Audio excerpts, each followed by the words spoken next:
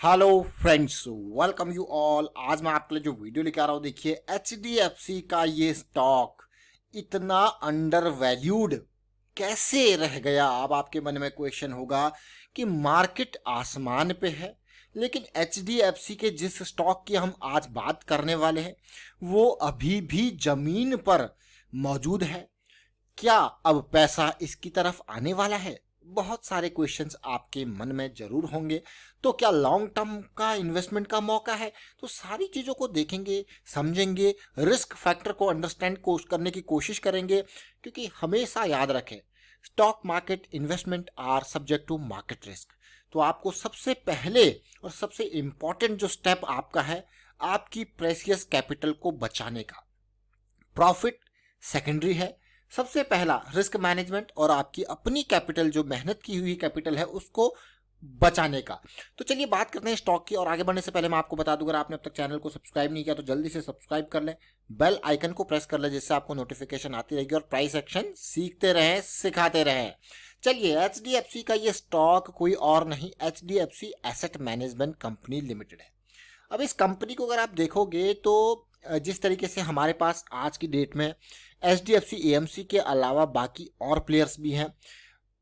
NAM Nippon asset management, UTI AMC ये भी अभी नया मार्केट में आ चुका है, रिसेंटली IPO आया था इसका। लेकिन HDFC AMC एक टॉप का प्लेयर है इस सेगमेंट में। HDFC के ग्रुप के अगर आप स्टॉक्स को देखो, HDFC bank, HDFC life, HDFC खुद और HDFC AMC, बड़े बड़े नाम आपके सामने हैं। ये स्टॉक भाई, पैसा आता है, उसी पैसे को ये इन्वेस्ट करते हैं, उसी के ऊपर कमाई करते हैं। देखिए, जब मार्केट गिरी थी तो डेफिनेटली एएमसी की कंपनीज को भी लॉस का सामना करना पड़ा था, लेकिन वापस अभी मार्केट पीक पे है तो इन कंपनीज को अच्छा खासा मुनाफा डेफिनेटली हुआ ही होगा। और अगर आप देखो, एचडीएफसी लिमिटेड का इस कंपनी में 52% की हिस्सेदारी है। साथ के साथ अगर मैं बात करूं मार्केट कैपिटलाइजेशन की, तो बहुत ही जबरदस्त है, डेट फ्री स्टॉक है।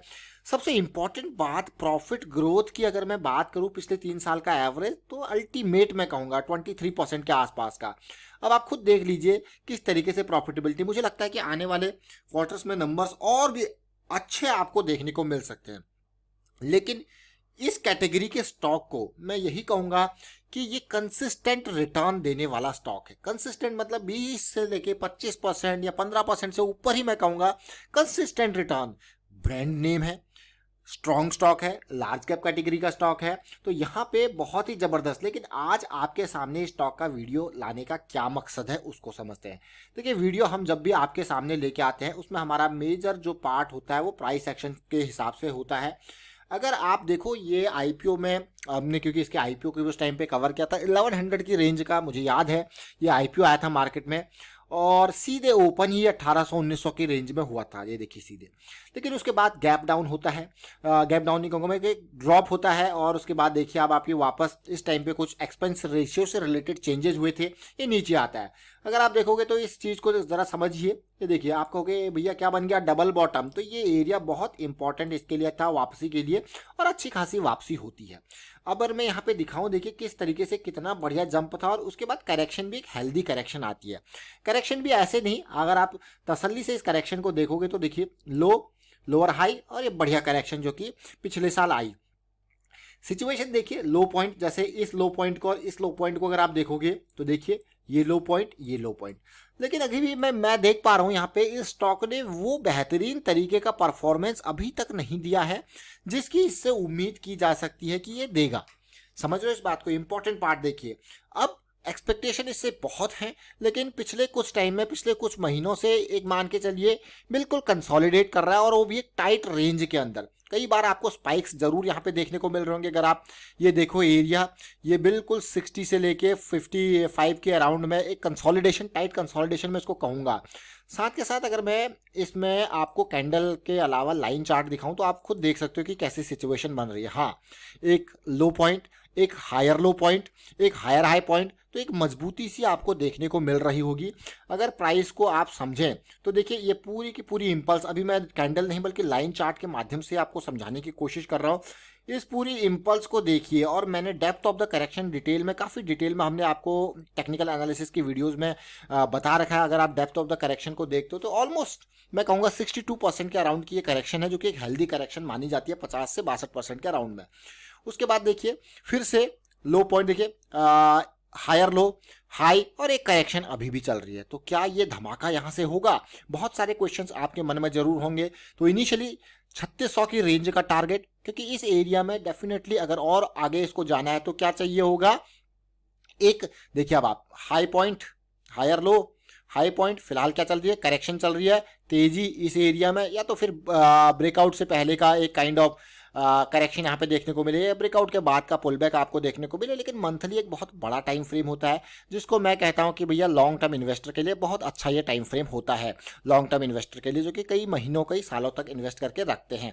अब मैं बात करता हूँ इसके वीकली चार्ट की। फिलहाल देखिए वीकली चार्ट पे, जैसे कि मैंने आपको कहा, कभी भी हो आपको जब चीज़ें समझनी होती है, देखिए इम्पल्स और करेक्शन, ये पार्ट देख सकते हो अब आप, ये इम्पल्स और करेक्शन, ये डाउन साइड का मोशन है। फिलहाल उसी तरीके से आप देखोगे ये बहुत ही बढ़िया इम्पल्स बनी है, और इसके करेक्शन को समझने की कोशिश करते हैं। और मैं यहाँ पे भी आपके लिए लाइन चार्ट लगा देता हूँ ताकि आप इसको समझेंगे। इस लाइन चार्ट के माध्यम से अगर आप देखो तसल्ली से, अभी कुछ दिन पहले रेगुलर बेसिस पे हम आपको वाइकॉफ के बात करते हैं, वाइकॉफ की स्प्रिंग की, वाइकॉफ के रिटेस्ट एरिया की, आप देखोगे तो ये क्या है, वाइकॉफ के एक्यूमुलेशन जोन में आप देखोगे। इसीलिए मैं आपको लाइन चार्ट दिखा रहा हूं ताकि आप इसको समझ पाओ। ये एक वाइकॉफ का स्प्रिंग बन जाता है, ये वाइकॉफ के रीटेस्ट वाले जोन्स बन जाते हैं, और अब ये यहाँ पे क्या होगा, SOS यानी कि साइन ऑफ स्ट्रेंथ, यहाँ पे ताकत आएगी। फिर ये एरिया जो है ब्रेक होगा, और फिर जाएगा ये कहाँ, सीधे 38-3600 के लेवल पे, यानी कि ये इस हाई की रेंज में जाने की कोशिश करेगा। तो आप समझ जरूर गए होंगे, ये मेरा मकसद इस स्टॉक को आज लाने का यही कारण है। ये जो स्ट्रक्चर मुझे दिख रहा है, ये जो मार्केट स्ट्रक्चर, ये प्राइस एक्शन जो मुझे दिख रहा है, ये मुझे काफ़ी इंटरेस्टिंग लगा। अगर मैं स्टॉप लॉसेस की बात करूँ, ये एरिया स्टॉप लॉसेस, क्योंकि रिस्क मैनेजमेंट बहुत इंपॉर्टेंट है, हमेशा याद रखें। देखिए मार्केट काफ़ी अनसर्टेन है, इस चीज़ को, इस कड़वे सत्य को मैं कहूँगा ग्रहण कर लीजिए और समझ लीजिए। ये बहुत ही इंपॉर्टेंट पार्ट है, ये बहुत सच्चाई, बहुत इंपॉर्टेंट सच्चाई है, जिसको आपको समझना ही समझना होगा कि भाई मार्केट में कुछ भी हो सकता है, तो हमको रिस्क को सबसे पहले समझना है। अगर मैं इस वाइकॉफ के एक्यूमुलेशन जोन की बात करूं तो यहाँ पे भी आप देखोगे काइंड ऑफ स्प्रिंग बना, यहाँ पे अगर आप देखोगे भाई रीटेस्ट हुआ, और ये एरिया जो है वो क्या है, शिफ्ट, मैं कहूंगा क्या है ये एरिया, SOS यानी कि साइन ऑफ स्ट्रेंथ, जो वाइकॉफ की हम बात करते हैं। तो इसी तरीके से सिचुएशन यहाँ पे आई है, तो हम इसको देखेंगे भाई किस तरीके से आगे जाएगा। और रिस्क एरियाज मैंने आपको स्टॉप लॉसेस के अराउंड जरूर इंपॉर्टेंट पार्ट आपके साथ शेयर करने की कोशिश की है। उसी तरीके से आप देखोगे कैसे बनती है इम्पल्स, कैसे बनी करेक्शन, और फिर हुआ बड़ा धमाका। देखिए हमेशा याद रखें, फॉर्मूला जो है वो एक ही है, वो फॉर्मूला ये है, ये इम्पल्स है, ये करेक्शन है, और मार्केट क्या है, फ्रैक्टल है। तो अगर आपको इम्पल्स में देखना है तो आपको छोटे टाइम फ्रेम में जाके करेक्शन जरूर देखने को मिलेंगी। अगर मैं इसी इम्पल्स की बात करूं यहाँ से लेके यहाँ तक के सफर पे, तो आप देखोगे आपको बड़ी करेक्शंस इस तरीके की नहीं देखने को मिली, लेकिन छोटी छोटी करेक्शंस आपको जरूर देखने को मिली हैं, जिनको आप अपॉर्चुनिटी का फायदा डेफिनेटली उठा सकते थे। लेकिन अभी बहुत टाइम से ये एक्यूमुलेशन चल रहा है, बहुत टाइम मतलब 2021 से लेके अब तक ऑलमोस्ट 7-8 महीने से ये एक्यूमुलेशन चल रहा है, जो कि कभी भी एक बड़ा धमाका करेगा तो सीधे जो अगला टारगेट है वो 500-600 रुपीज ऊपर ही 36 से 3800 की रेंज में है। तो काफ़ी इंपॉर्टेंट स्टॉक हो जाता है। और अभी के टाइम पे अगर मैं RSI की बात करूं, चाहे मंथली की चाहे वीकली की, तो आप देखोगे इस स्टॉक को, ये एक अंडर वैल्यूड स्टॉक कैटेगरी आपको लग रहा होगा कि यार सब भाग गए, यही बचा हुआ है, और ये म्यूचुअल फंड का स्टॉक है।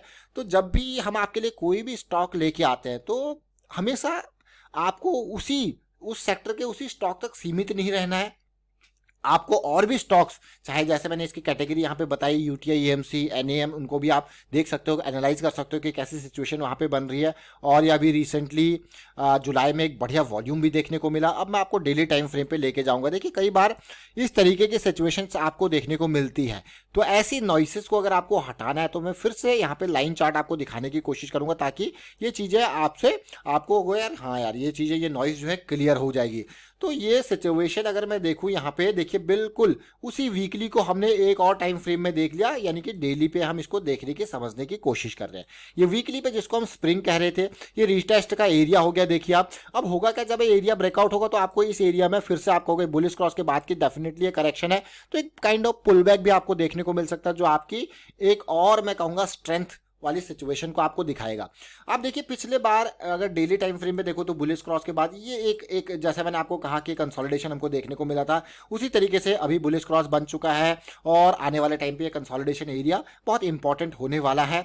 और अगर मैं डेली टाइम फ्रेम पे आरएसआई को देखूं समझूं तो देखिए लास्ट टाइम पे जो ये कंसोलिडेशन हमारे पास बना था वो देख सकते हो आप क्लियरली बिल्कुल, क्योंकि आरएसआई और जो आपका लाइन चार्ट है वो दोनों क्लोजिंग प्राइस के ऊपर कैलकुलेट होते हैं, तो आपको सिमिलर स्ट्रक्चर देखने को मिलता है जनरली। आप देख सकते हो यहाँ पे भी एक आपका हो गया यार, ये head and shoulder kind of situation है। बहुत ही इंपॉर्टेंट ये जोन था 2400 से सीधे इसने आपको अच्छा खासा 600 से 700 रुपीज पर शेयर का गेन दिया था, और अभी वैसी सिचुएशन फिर से आपके सामने बनती हुई देखने को मिल रही है। और सबसे इंपॉर्टेंट बात देखिए 200 का सपोर्ट ले रहा है, इट मींस एक स्ट्रॉन्ग सपोर्ट जोन पे अवेलेबल है। लेकिन रिस्क मैनेजमेंट इंपॉर्टेंट है, जैसे ये 2 पॉइंट बिलो पॉइंट आपके स्टॉप लॉसेस के लिए तैयार है। फिलहाल वाइंड अप करता हूं इस वीडियो को, उम्मीद करता हूं आपको समझ में जरूर आया होगा, वीडियो अच्छा लगा होगा। वीडियो अच्छा लगा तो शेयर जरूर कीजिए, लाइक कीजिए और प्राइस सेक्शन सीखते रहें। स्टॉक मार्केट में हमेशा रिस्क मैनेजमेंट को टॉप प्रायोरिटी पे रखना है। And thank you for watching the video.